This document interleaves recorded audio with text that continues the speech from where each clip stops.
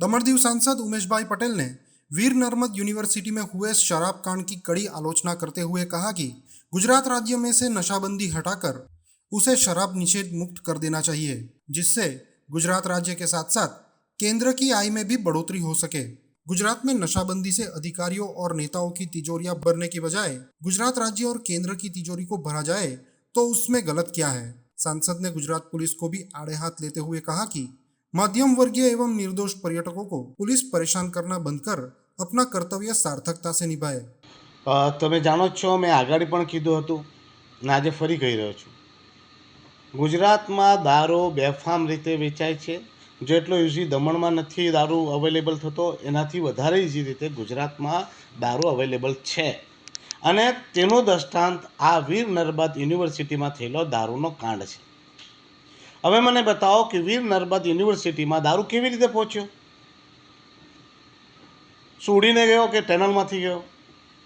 જ્યારે દરેક ચેકપોસ્ટ પર હરેક વ્યક્તિને ટિફિન તકની તલાશી થતી હોય, નાનામાં નાનો માણસ અને સામાન્યમાં સામાન્ય માણસની ગાડીઓ ચેક થતી હોય, બાઇકો ચેક થતી હોય, રિક્ષાઓ ચેક થતી હોય, બસો ચેક થતી હોય, વ્યક્તિગત માણસોની તપાસ થતી હોય, તો આ દારૂ આટલી મોટી માત્રામાં કેવી રીતે પહોંચી જાય છે? મને જરા બતાવો.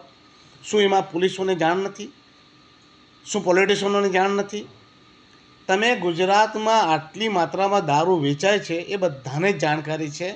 મેં તો કહું છું કે ભાઈ, ગુજરાતમાં દારૂબંધી હટાવી લો, જેથી ગુજરાતમાં મોટું રેવન્યુની આવક થાય.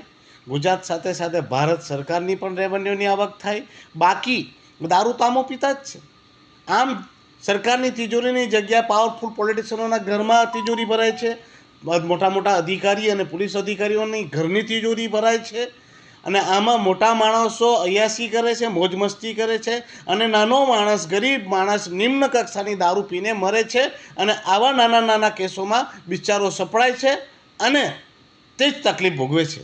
31 પર બી મેં કીધું જ હતું, આ એક દિવસ માત્રની કામગીરી છે જે સામાન્ય માણસોને, પર્યટકોને હેરાન કરવા માટેની છે. બાકી ગુજરાતમાં દારૂબંધી જેવું કંઈ છે નહીં. એ તો કાગળ ઉપર દારૂબંધી છે. લોકોને હેરાન કરવામાં આવ્યા, પરેશાન કરવામાં આવ્યા. 31ના દિવસે નાકા ઉપર ઊભી રહીને રીતસરની ઉઘરાણી કરાય છે, લોકોને તકલીફ અપાય છે, અને તેના કારણે અમારા પ્રદેશના લોકોને હેરાનગતિ થાય છે. અમારો ટુરિઝમનો ધંધો બગડે છે, અમારા વેપારીઓ હેરાન થાય છે, અને અમને બધાને જ પરેશાન કરે છે.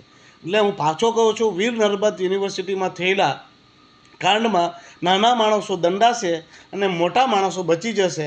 આમ પણ ગુજરાતમાં 28 કે 30 જગ્યા ઉપર તો બધી દારૂની પરવાનગી અપાઈ જ છે. અને મજાની વાત છે કે બીજા ફ્રી સ્ટેટ દારૂ જ્યાં છે ત્યાંના માણસો ત્યાં ગુજરાત જઈને પી શકે, મોટા માણસો આનંદ કરી શકે, પણ નાનો માણસ આનંદ નથી કરી શકતો. આ જ તકલીફ છે. ને ત્યાં મોટા માણસોને મસ્તી છે ને નાનો માણસ, બિચારો ગરીબ માણસ, સામાન્ય માણસ દંડાય છે. એટલે કહું છું કે ભાઈ, દારૂ ગુજરાતમાં ફ્રી કરી દો.